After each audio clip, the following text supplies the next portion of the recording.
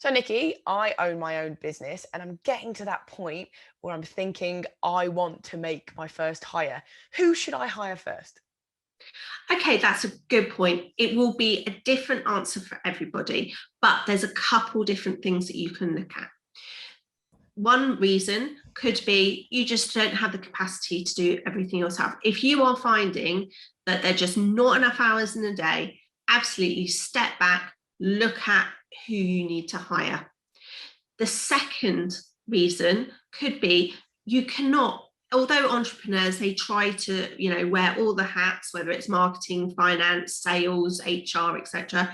You know, no one's a complete super person. You can't do everything.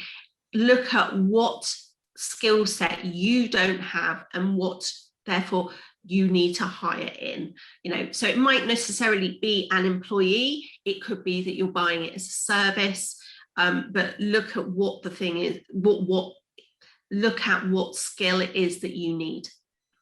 Another option is, like me, how I did it is there were some things, it wasn't wasn't able to do some certain things, it was I didn't want to do certain things. My thing is, I really don't like filing. It's not my favorite thing to do.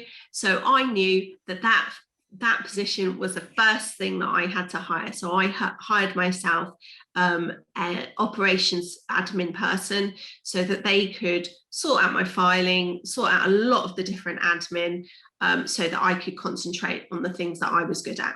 Okay, fantastic. So now, when do I know that I'm ready for it? So I've sort of figured out who it is I want to hire. When do I know if it's really a good time to do so? Okay, so firstly, you do need to make sure that you can afford that person or the service. So make sure, one, have you got the money in place? Second, have you got the facilities in place? Are they someone that's going to need an office? So it might be the time that you actually go, right, I'm hiring my first person. This is also the time that I need to go and get my office set up. So think about the different things that you are going to need in place.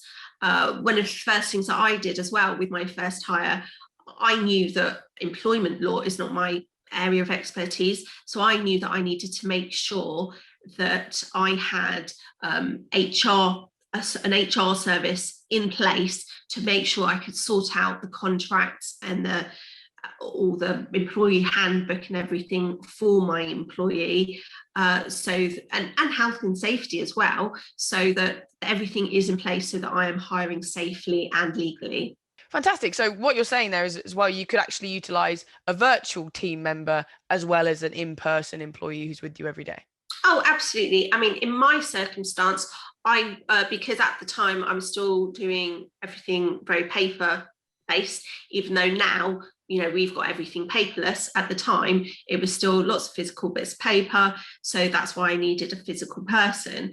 However, now, if I was starting up now, I might be very tempted to go and say, well, actually, I'll get a virtual PA. And the same with my HR service that I had. I could have hired an individual HR person on a part-time basis, but no, I decided I'd rather take it as a service. So it's an outsourced service that I can use as much or as little as I want. And that worked for me.